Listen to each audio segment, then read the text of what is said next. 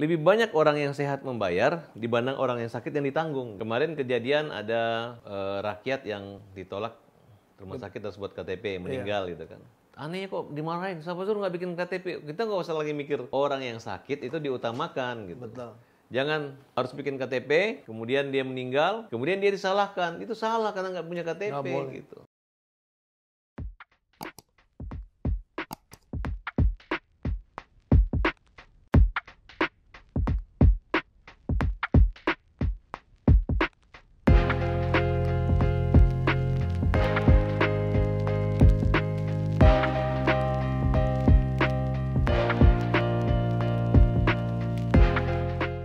Itu nggak? Itu masalah utama kita di negara ini saat ini.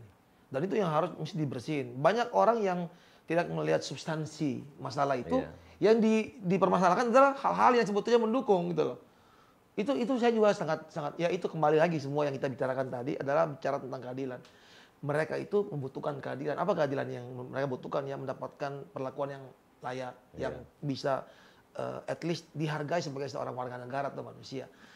Makanya gue bilang kalau lu jadi presiden bro, lu jangan sampai lupa hal itu. Mungkin Pak Jokowi sudah banyak berbuat dan saya lihat dengan mata kepala saya sendiri dalam hal pembangunan infrastruktur itu dia bisa dikatakan bapak infrastruktur lah. Oke, sangat. Dan dia juga nggak suka sesuatu yang ini. Tapi kan dia pribadi mungkin tidak bisa mengontrol seluruh Indonesia.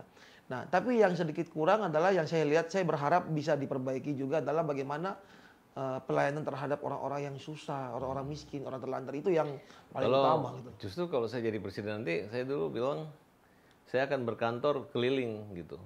Ya. Jadi keliling tidak hanya bikin ibu kota, saya akan keliling berkantor sebulan di Papua, berkantor 1 bulan di mana? Di Aceh gitu kan.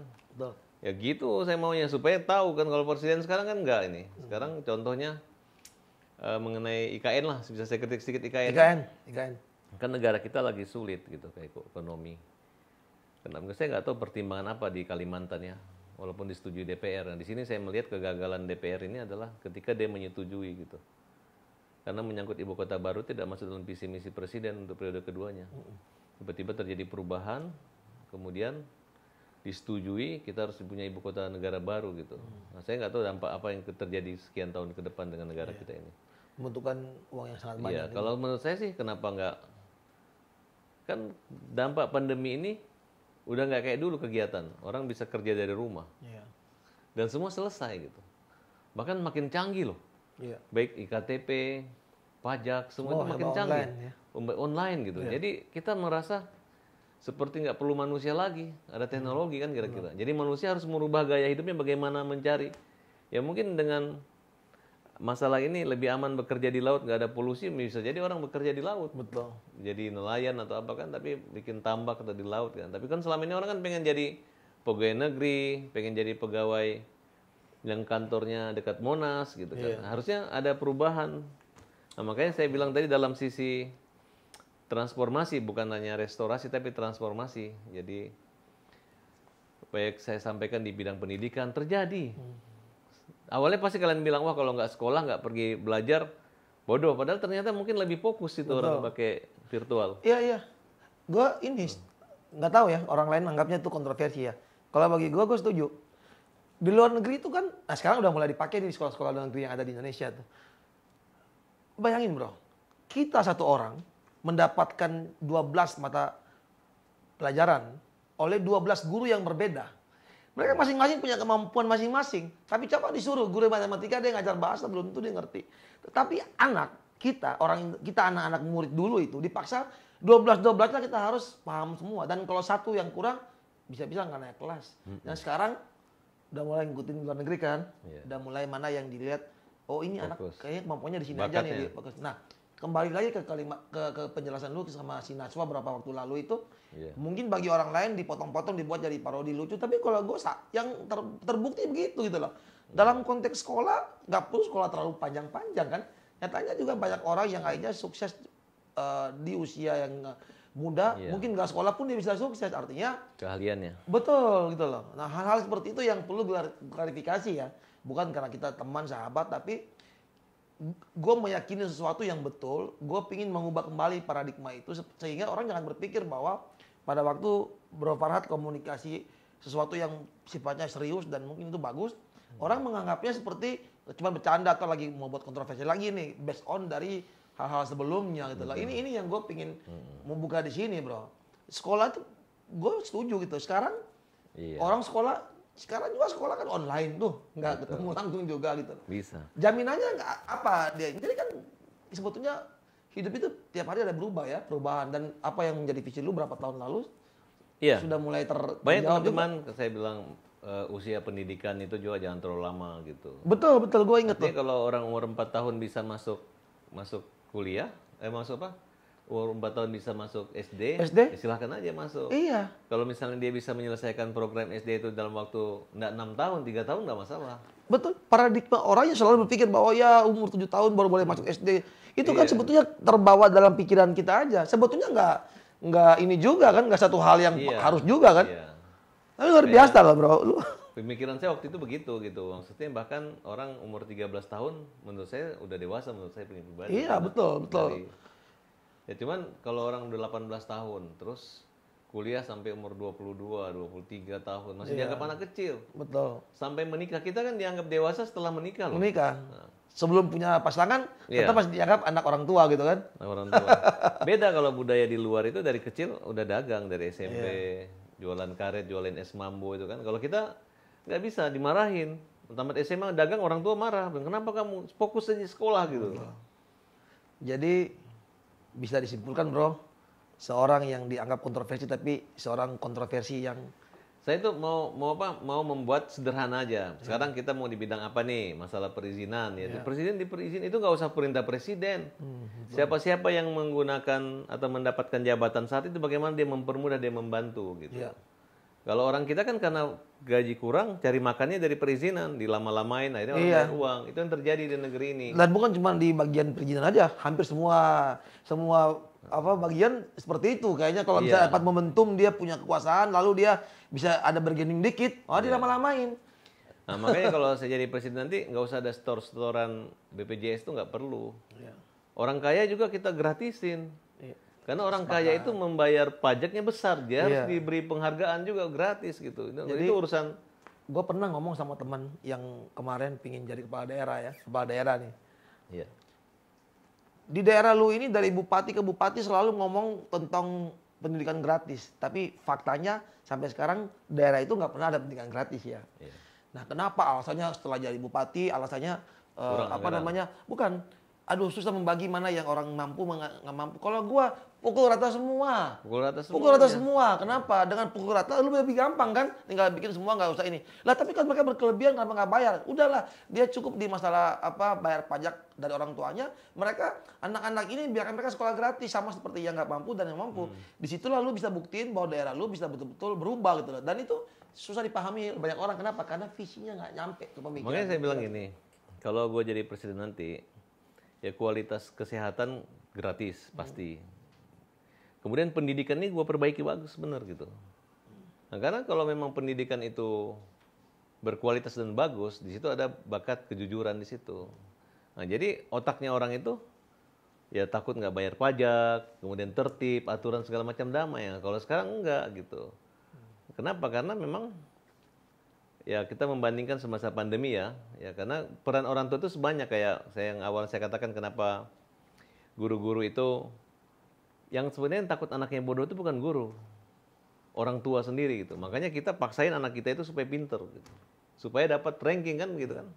Sebagai barometer ranking adalah sesuatu yang pintar ya. Yang mendorong itu bukan guru itu kan hanya memberi tugas mengajar, tapi kita ngajarin, bahkan anak-anak tuh kita kasih les gitu, lebih mahal bayar lesnya dibanding sekolahnya gitu kan. Ya karena ada sistem rayon, sistem nilai NIM tertinggi atau UMPTN-nya kan, ujian nasionalnya gitu kan, itu yang terjadi. Nah jadi menurut saya tidak pernah sekolah di luar negeri, saya nggak sekolah di Jakarta, tapi saya mampu untuk berkompetisi dengan orang-orang yang sekolah di sini gitu. Kenapa? Karena memang orang tua kami dulu selalu membimbing kita gitu. Jadi kalau memang kurang ilmu ini ditambah gitu. Ya tumbuh karena ada kemauan gitu untuk merubah gitu. Kenapa kalau kita nggak belajar, ayah aja jadi hakim agung, kenapa kalian nggak bisa gitu. Jadi kemauan sendiri, budaya dari keluarga gitu. Nah, tapi yang terjadi saat ini, kita kembali ke pendidikan dan kesehatan gratis. Kan tadi saya beri catatan gitu. Yang paling utama itu seorang presiden itu bagaimana nggak usah bebankan rakyat di bidang pendidikan. Mau semahal apapun ya bayar aja. Negara membayar mereka. Betul. Ya kalau sekarang kan saya luruskan dulu, pernah di Najwa itu saya mengatakan yang pinter gratis, yang bodoh bayar. Mencatat nih. Maksud saya, untuk menggratiskan anak ini sekolah, ini anak harus pinter. Berarti peran orang tua kan ada.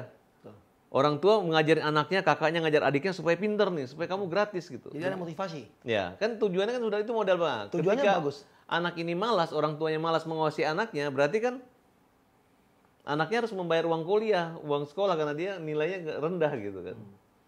Nah, waktu itu masuk dia tanya, Farhad waktu zaman itu bayar nggak? Saya jawab, saya bayar. Waktu zaman sekolah saya bayar SPP dulu, kok jadi saya yang kesannya kayak orang bodoh gitu kan. Makanya diejek-ejek lagi sama orang, padahal mereka nggak mengerti pemikiran saya. Di situ mungkin titik kontroversi yang saya dilihat gitu. Ya, karena juga dipotong-potong kan, nama sesuatu yang video dipotong-potong jadinya kan dibuat seperti itu. Tapi anyway brother, thank you so much. Ini penjelasan yang seperti yang tadi gue bilang. Tidak semua orang bisa mengetahui hal-hal yang mungkin secara clear. Itu gue berusaha sajikan di sini, energi kata sini. Ya, tapi aku nambah satu dulu bro. Kenapa saya membuat partai ini? Saya ngeliat sebenarnya potensi kaum perempuan ini besar. Nah, tapi perempuan itu hanya sebagai penyumbang suara, tidak penyeimbang kekuasaan dan kebijakan di Indonesia. Makanya kita taruh 50% keterwakilan perempuan gitu. Jadi kalau di Pandai 50% ya perempuan gitu. Jadi bukan penyumbang tapi penyeimbang kekuasaan dan penyeimbang kebijakan yang ada ini itu perempuan. Kalau hanya perempuan, ayo ibu-ibu kumpul, emak-emak, terus dampaknya nggak ada. Yang merasa dampak daripada pandemi ini ibu-ibu. Anaknya belajar, dia juga menjaga belajar, betul nggak Pak? Betul, betul. Kalau perlu gini, nanti kalau kita pakai virtual, orang tua yang mendampingi anaknya. Kalau orang tuanya tidak tamat SD, tidak SMA, anaknya dapat ijazah, orang tua yang mendampingi kita kasih ijazah juga. Karena dia juga ikut belajar. Dia ikut belajar, nggak perlu lagi ada paket C gitu. Iya, betul. Kalaupun nanti orang tuanya mengawasi anaknya ikut kuliah, orang tuanya kita kasih sarjana aja. Iya. Gitu. Karena sekarang jadi paket anak dan ibu gitu kan senang dong. Betul. Gitu. Anak-anak sekarang rata-rata semua dampingi ibunya buat untuk sekolah online, ya. benar. Gue punya ide gitu. Kasihan. Jadi ibunya bisa ikut kuliah di rumah sama anaknya kan. Jadi pas anaknya ambil sarjana komunikasi, 1 tahun berikutnya anaknya kuliah lagi sarjana hukum, ibunya damping lagi, ya ibunya bisa juga dapat gelar sarjana tanpa harus membayar uang-uang lainnya gitu. Itu nanti program saya biar aja. Jadi orang tua itu nggak mengeluh. Kenapa anak saya dampingi terus, saya awasi terus gitu. Ya ternyata ilmu itu kan, kalau manusia atau masyarakat berilmu, berarti negara makin bagus. Jadi pikiran saya arahkan ke situ. Berarti pendidikan sama keadilan ya yang lu paling utamain ya. Kalau misalnya pendidikan, kalau pendidikan cara kita merekrut polisi, pendidikannya yang fair dan betul-betul murni, maka kenegaranya akan bagus. Betul. Gitu. Itu aparat itu juga harus diperhatikan kesejahteraannya mereka. Iya. Gitu. Saya tuh jujur berharap suatu saat polisi itu gajinya dinaikin yang gede gitu loh. Tentara juga sama gitu. Kenapa? Supaya menghindari hal-hal yang akhirnya membuat image itu jadi. Kalau aku balik, sebenarnya polisi hakim nggak usah nyari gaji besar di situ. Justru saya menawarkan orang-orang yang kaya, pengusaha-pengusaha yang hebat, kiai-kiai yang hebat, dia bisa jadi hakim, jadi polisi pengawas tanpa harus makan uang negara. Jadi di gaji wajar mereka lebih mencintai keadilan. Gitu. Jadi keadilan itu tidak perlu lagi dibuat sekolah hukum hakim segala macam, ya nggak ada juga sih, tidak banyak, tapi ada pengusaha kaya yang hebat, adil, bijaksana kayak zaman-zaman. Berarti itu jabatan politik dong. Iya, karena kalau sudah pengusaha yang sukses terkenal, ya nggak apa-apa. Dia punya peran ganda gitu. Peran ganda. Ya buktinya kan adanya ad hoc kan gitu. Ya, dia punya peran ganda gitu. Kalau misalnya diterapkan restoratif justice, mereka sebagai hakim atau polisi mediasi. Nah, kita pilih adalah orang-orang yang independen. Gitu. Jadi dia semacam kayak pengawas, pembina atau pengawas yang independen. Mereka tidak terlalu menuntut pekerjaan saya ini nggak bagus gara-gara gaji kita rendah, nggak perlu. Saya orang kaya, saya mengasuh di sini untuk membantu pemerintah menegakkan keadilan dan memberi keadilan buat rakyat. Nah, jadi dia udah tuntas masalah ini ya. Masalah ekonomi nggak ada masalah. Udah selesai. Kenapa? Gara-gara pemerintah. Kalau negara nggak mampu membayar besar ya, apakah harus kita maklumi negeri ini zalim? Kan tidak gitu. Nah, tapi kalau misalnya Pak Jenderal gajimu udah tinggi tuh. Ya udah dong, lu pergi dong bantu untuk di pengadilan ini atau di kantor polisi ini, lu punya kewajiban kayak kerja sosial atau kerja di bidang hukum yang lu bisa mengawasi orang supaya ketika saya mendapat ketidakadilan dan ingin damai, ada mediatornya itu bintang sekian gitu, yang tidak perlu digaji karena mereka sudah digaji negara dalam hal yang lain gitu kan. Atau tokoh-tokoh pengusaha yang hebat yang tidak nyuap-nyuap gitu. Nah, kemudian yang satu lagi yang pasti Mas Gary tanya, pemikiran presiden itu tentang bagaimana memberantas korupsi kan gitu dengan narkoba. Gampang. Justru menurut saya hal yang paling gampang itu adalah memberantas korupsi dan memberantas narkoba. Paling gampang sebetulnya. Paling gampang. Caranya apa? Saya akan membuat satu kebijakan yang menjadikan harta korupsi itu sebagai investasi mereka di kemudian hari. Jadi korupsi itu adalah titipan mereka yang bisa mereka ambil kembali. Jadi kalau suatu saat Mas Gary ini diperas sama pejabat, Mas Gary bisa minta kembali gitu. Dan orang itu pasti kembaliin.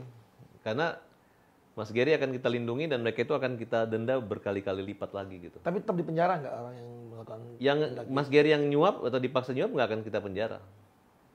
Sehingga orang berpikir, ntar dia ngasih gue, diambil kembali gue di penjara, mending nggak usah gitu kan. Jadi orang-orang itu akan menjadi polisi buat dirinya masing-masing. Karena kadang banyak juga kan, sebetulnya terpaksa tuh dia akhirnya ngasih duit karena terpaksa, bukan karena dia mau melapor nggak bisa kan. Nah, iya, kita akan membuat. Dan suatu saat pada ditangkap, akhirnya dia juga jadi tersangka karena dianggap gitu. Jadi gue menganggap investasi korupsi itu adalah harta titipan sementara. Dan kalian yang menerima korupsi itu hanya sementara aja.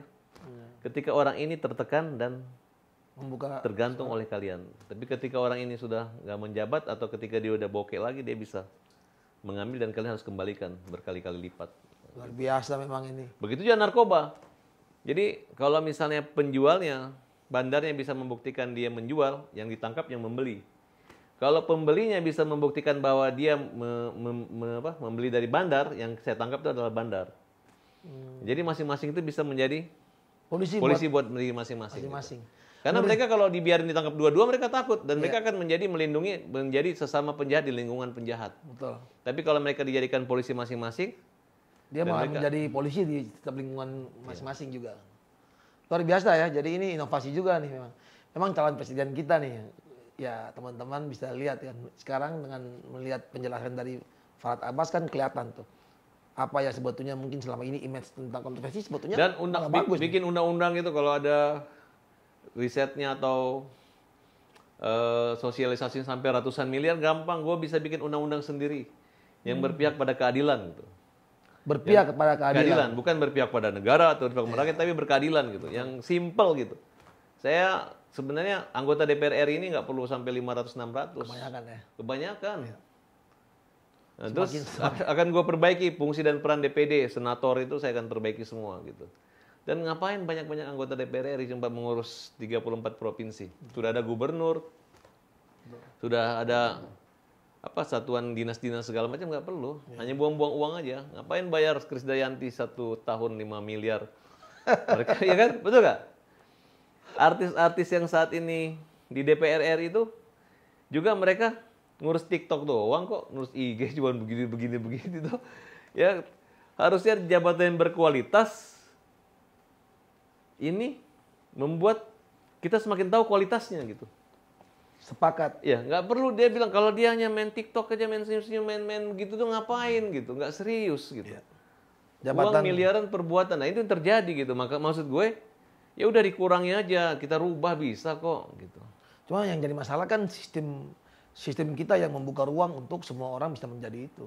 Jadi orang-orang yang mungkin sudah punya popularitas, orang yang terkenal dan populer belum tentu dia cerdas. Cuman karena memang sudah di era yang transparan. Kalau perlu kita buat presiden bisa mengganti atau memberhentikan anggota DPR yang menurut perasaan presiden tidak ada manfaatnya buat rakyat, gitu kan? Itu berarti mesti perlu ini konstitusi dong itu ya. Ya kita rubah lah, ya itu bukan rubah, dan kalau perlu kalau gagal gue membuktikan omongan gue, nggak usah 3 periode, setahun gagal gue nggak buktiin, gue mundur jadi presiden. Harus gitu dong kan? Luar biasa nih.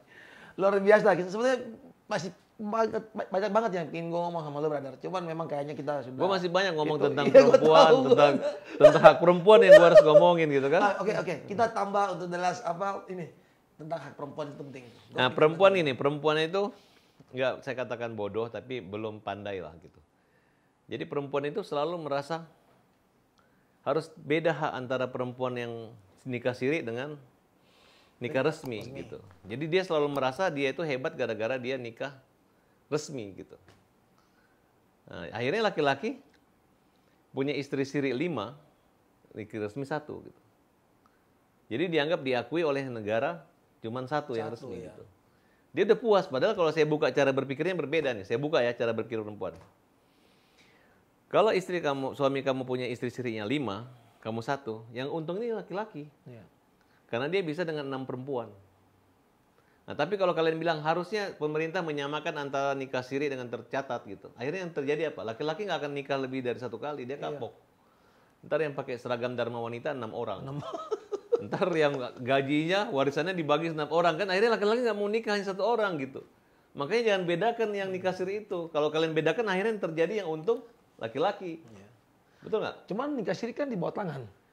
Iya, tapi nilai putusan Mahkamah Konstitusi kan anak itu kan sudah diakui. Oh, diakui betul. Hanya pernikahan ini, hanya perempuan kan belum menyadari. Iya. Dia selalu menganggap bahwa gua asli, lu mengganggu, lu nggak dihitung gitu. Lu selir aja lah. Selir aja, selir kan. Nah, tapi menurut saya dengan dampak dia ngomong ini selir, otomatis kan laki-lakinya nggak pernah kapok. Iya. Nah, tapi kalau ini sederajat, laki-laki lu yang datang boleh, ya nikah siri itu sama dan boleh mau punya 10 silakan ke kantor pakai Dharma Wanita 10. Akhirnya yang kapok laki-laki. Ya kan? Jadi sebetulnya tujuan hak perempuan adalah supaya membuat kapok laki-laki juga nih sebetulnya kan? Salah satunya bukan juga. membuat kapok laki-laki, supaya laki-laki itu jangan akal-akalan atau nakal-nakalan untuk melakukan sesuatu akibat kebodohan wanita. Betul. Nah, tapi kalau wanita udah pintar, oke samain aja nggak apa-apa gitu. Terserah lu. Kenapa? Yang rugi lu. Gaji lu dipotong, rame yang datang ke kantor lu kan, betul nggak? Kira-kira gitu. Ya, memang agak kontroversi sih. Tapi nggak apa-apa, karena juga memperjuangkan keadilan juga. Iya. Ini memperjuangkan keadilan juga. Kontroversi kan nggak harus negatif, brother. Ya. Kontroversi nggak harus negatif. Kontroversi yang positif juga banyak gitu kan. Jadi nggak ada masalah sebetulnya kalau bagi gua. Tapi gua lihat ya dari rangkuman pembicaraan lu dari tadi, gua lihat Pandai memang sangat menghargai wanita ya. Kelihatan sekali ya. 50%. Ya, karena nilai jual kita di situ. Karena perempuan itu bukan lagi penyumbang suara, tapi harus penyeimbang dan pemberi keputusan-keputusan, kebijakan-kebijakan yang seimbang gitu dan berkualitas. Wais, luar biasa. Kalau ada audiens di sini gue suruh tepuk tangan semua, cuman nggak ada audiens. Bro, thank you ya. Oke. Gua berharap nanti undang lagi nih untuk the next. Oh, Apa kita mesti cari panjang kalau ngomong sama seorang Farhad Abbas ini nggak selesai pokoknya. Tapi menarik kan, kita bisa lihat. Jadi gue rasa paling nggak untuk bagian kecil video kita ini sudah mampu menjawab banyak hal yang mungkin banyak orang belum mengetahui ya bro ya, perjalanan hidup lo. Ini di saat dimana lu ngomong serius bener-bener visi misi lu yang asli keluar di sini ya. Gue udah perhatiin nih kalau di tampilan-tampilan sebelumnya lu banyak bikin kalimat-kalimat yang agak bercanda, yang agak kontroversi. Tapi di sini gue melihat seorang Farhad Abbas yang berbeda. Semoga dengan video ini membuat kalian melihat FA ya, Farhad Abbas ini dari sudut pandang yang lebih visinya ke depan sampai suatu saat jadi presiden. Gue doain loh, brother. Amin. Gue doain. Kita boleh beda partai, kita boleh beda ini, tapi dalam konteks pribadi, gue melihat lu salah satu orang yang punya potensi ya. Pokoknya gue kalau jadi presiden, gue nggak nyari orang-orang yang teman-teman yang sekolah di Amerika, sekolah gini-gini, tapi nggak kenal sama orang-orang daerah. Tapi ya gue yakin orang-orang daerah itu walaupun sekolahnya nggak tinggi, tapi mereka punya kualitas moral dan kemauan baik, itu akan gue cari. Gitu. Banyak. Gak perlu lu cari orang-orang dekat, gue cari lu lapor, ini yang terbaik gue perbaiki. Itu luar biasa. Ya, karena repot pak kalau hanya mencari orang dekat yang pernah kenal begini, ya kan? Tapi orang-orang yang berkualitas dan bahkan kalau gue mau ya, kalau suatu saat gue jadi presiden Indonesia, oposisi gue kasih kesempatan mereka untuk memimpin jabatan-jabatan ketua KPK, Kejaksa Agung maupun Kapolri, supaya mereka gampang nangkap kita kalau kita macam-macam gitu. Iya. Gitu. Tapi kan gue kan?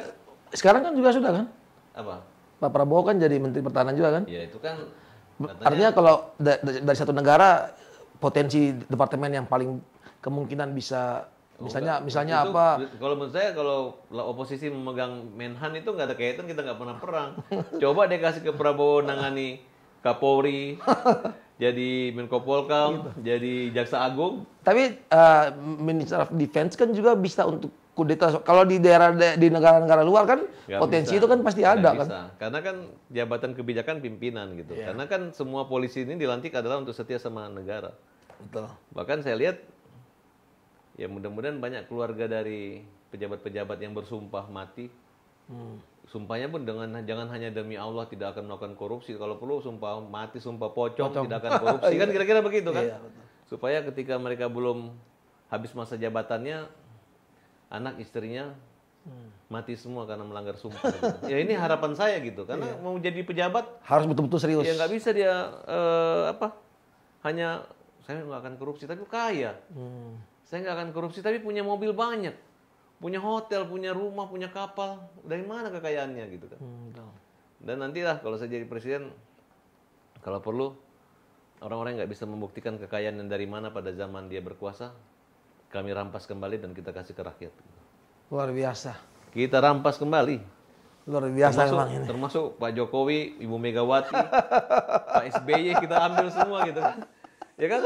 Karena selama ini mereka buat laporan kekayaan mereka itu nggak tahu dari mana gitu. Masa cuma jadi ketua partai bisa kaya? Gitu, kira-kira begitu. Luar biasa memang. Ya, sekali lagi thank you brother sudah datang Pak Farhad Abbas, Ketua Umum Partai Pandai, dan menutup acara ini saya ingin membuat sebuah kesimpulan ya dari perjalanan hidup seorang Farhad Abbas bahwa semua itu tidak ada yang mustahil. Tetapi kelihatan mustahil. Tetapi Anda berjuang dan berusaha tidak menyerah, suatu saat akan menjadi tidak mustahil dan semua orang bilang, oh rupanya bisa. Saya Gerkubun, semoga bermanfaat.